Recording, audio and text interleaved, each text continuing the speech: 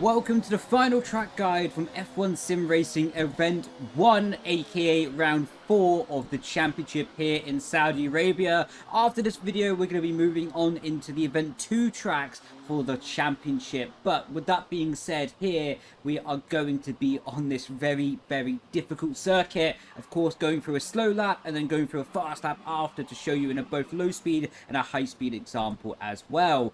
When starting the lap, you really want to focus to get the car as wide as possible on the final corner to open up as much distance onto the straight as possible to accelerate.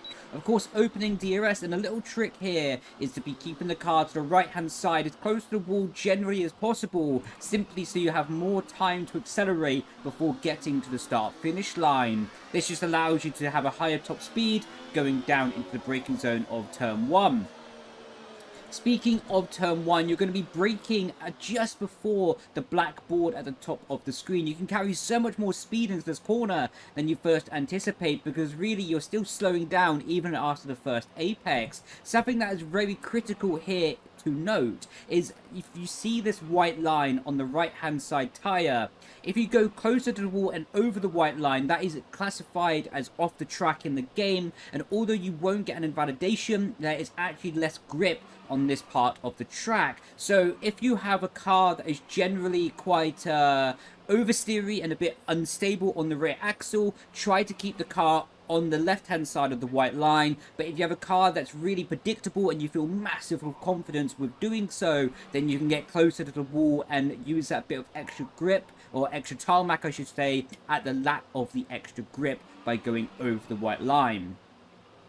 And that is just something to note, something that you can exploit if you have a car that you're very comfortable with. And then going into turn 1, you're going to be trying to get your car as close to cutting the white line as you possibly can. The orange curve is quite flat in the game and you can drive over it very easy. So you're trying to get your right hand side tyres as close to the white line. And I take the first apex in 4th gear and then drop the car down into 3rd for the second part. Again, driving as much as possible over the inside curbing, as this is just going to allow you to carry more speed around the apex. On the exit, run as close to the wall as you can possibly do with your confidence, and that allows you more area to accelerate as quickly as possible on to this micro straight.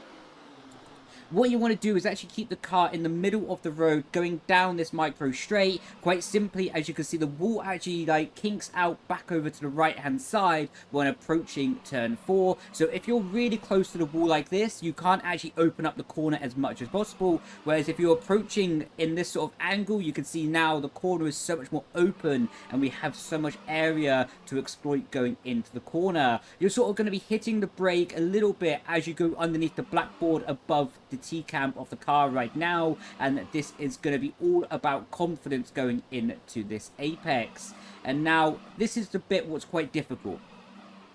You can see the wall is not actually smooth on the inside, and it sort of kinks out at the middle where the Pirelli banner is on the left hand side tyre. So you really want to angle this corner that you can get past that little kink in the wall and you can get your car parallel like this in the corner, and this allows you to have the best sort of angle of attack during the apex possible.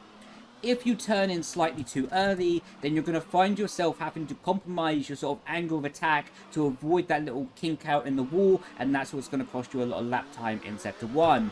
2 wheels over this outside curbing, then try to keep the car tight to the inside wall, flat round here, flat round here, flat round here, flat round here, and in time trial and in qualifying as well, this is just about flat out through this next right hander. During all those corners previously, you just want to have 2 wheels on the inside curbing, and that'll be lovely jubbly.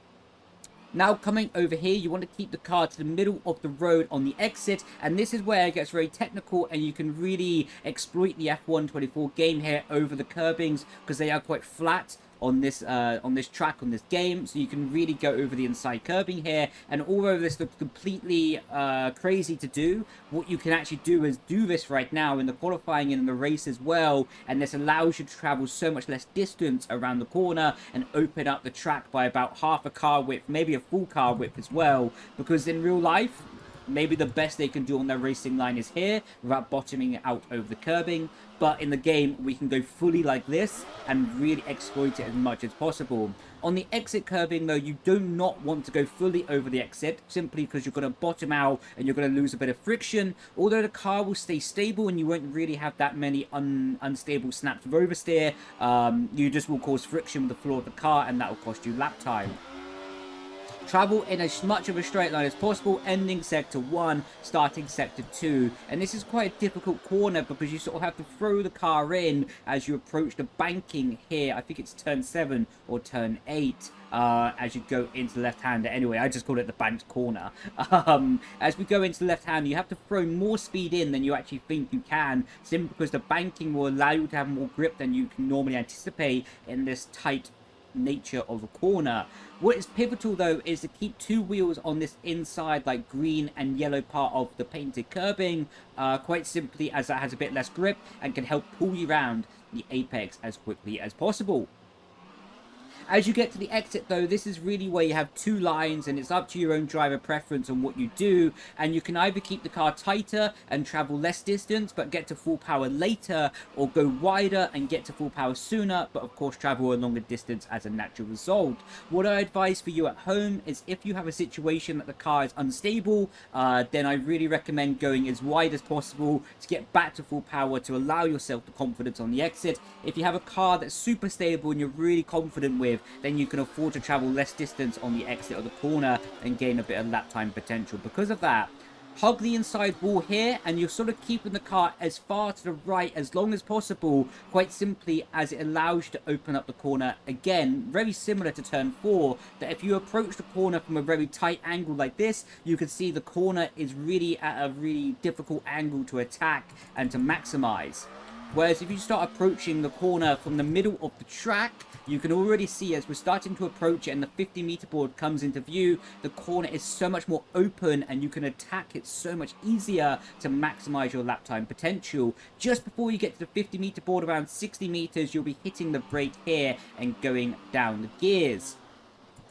You can either take this in 4th or 5th, basically. It depends on how your car is. If you have a car that's rotating quite easy and has a bit of a pointy front end, you can take it in the 5th gear. But if you have a car that's a bit more understeery, then you can also take it in the 4th, and to allow the car to be a bit more predictable. Very similar to turn 4 as well. You can see the wall is not actually smooth on the inside, and this allows a different racing line to be maximizing the potential here, as you kind of have to anticipate where the wall is not going to be smooth, and get your inside tyre as close as possible to the advertising on the inside of the track. But generally, a good rule is just to follow that white line on the painted curb. You can take all the way on the inside curbing here if you feel confident with doing so, and it can gain you about half a tenth, but also driving only 2 wheels on the inside curbing is still a very good option and is very quick for your lap time potential. This is where you can sneak a little bit more lap time as well during the back straight, is just going down here and keeping the car as tight as possible to these walls, and it just minimizes the distance going down these straights as well, and just allows a bit more advantage opposes your rivals. Coming down to a very, very, very, very difficult corner here, and you're going to be braking just before the 50-meter board, but as you can see, the corner is so fast, so tight, and it really does not come into view that early. So as we're actually going to backtrack a little bit, going earlier on in the straight, in a qualifying situation, to minimize the distance down the straight, what I advise is keeping the car as tight as possible to the wall, so simply as it's going to minimize the distance and allow you to maximize your lap time potential. But in a racing situation, what I really advise here is, if you're like following a car and you're on a train of cars that are of course battling for position, what I really think is a good decision here is to sort of approach this corner from a straighter angle rather than being really tight to the wall. If you approach the corner from a bit more of like this sort of angle, leaving about a car width to the wall on the right hand side and then closing in gradually, it allows you to see the corner a lot earlier and anticipate where your braking point is going to be. So as we say, 50-meter board or the black box above the T-cam of the car right now is a good place to hit the brake and then come off the brake really quickly, and it's so critical to get close to this inside barrier. Again, the walls are not smooth here, so it's easy to clip them and lose a lot of lap time and even damage the car in this situation. Aiming for where that white line is on the painted green and white part of the curbing, and that's about optimal. On the exit, you can drive completely over the exit curbing here and your car will be fine. Minimize the distance, get close to that inside wall, opening DRS, and get as close to this inside wall doing the back straight as possible as well, just to minimize the distance as we go down the back straight. Now, as we get past just after the 100-meter board, around 80 meters before the corner, you're going to be hitting the brake, and it's so pivotal to keep the car as straight as possible for as long as possible here, as the final corner is much tighter than it actually looks like and can really catch you off guard. Especially because you're coming off quite a lot of high-speed corners, what's going to mean that you have a lot of knowledge about high-speed grip, but not that much knowledge about how the car is performing in low-speed grip on this very lap when you're qualifying or in the racing situation.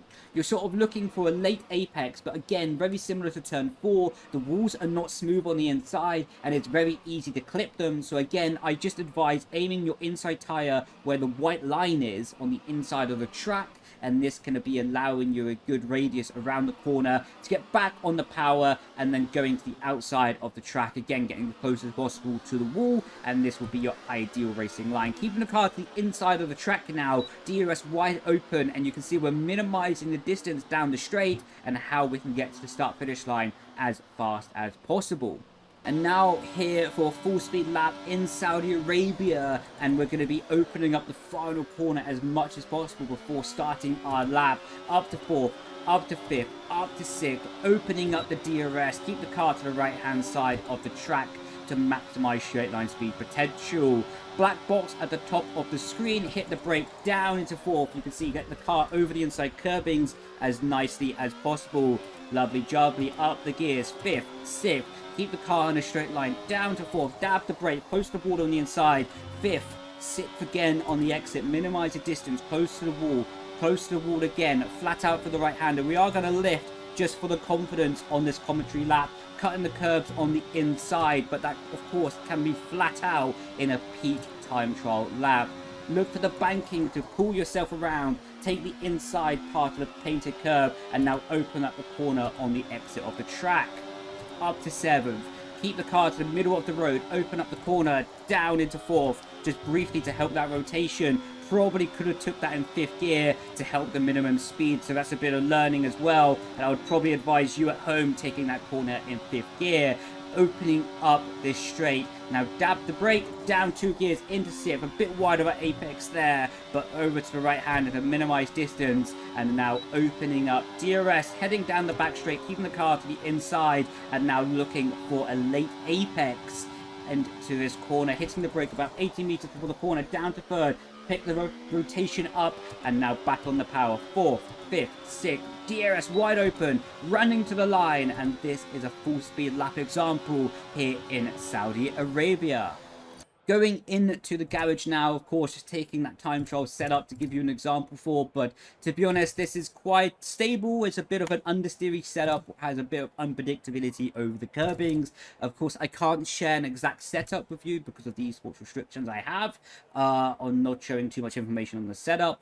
But I could basically take this time trial setup and maybe give you an example on the wings to maybe go for, like, this could be a good wing level for the race, take down this off-throttle differential. Really, this is okay. Like I say, it has a bit of instability of the curbing, so maybe you can up this sort of rear suspension up to 5 just to help the car be a bit more stable in the high speed. And apart from that, it looks like a decent setup at this point. It won't be the fastest, but it will certainly be drivable with these sort of with these settings. So hopefully this video has been helpful, informative, can help you get faster at Saudi Arabia and understand why esports drivers are taking certain lines and exploiting certain areas of the track. So more videos to come on this, and I will catch you next time. Ciao, ciao. Bye-bye.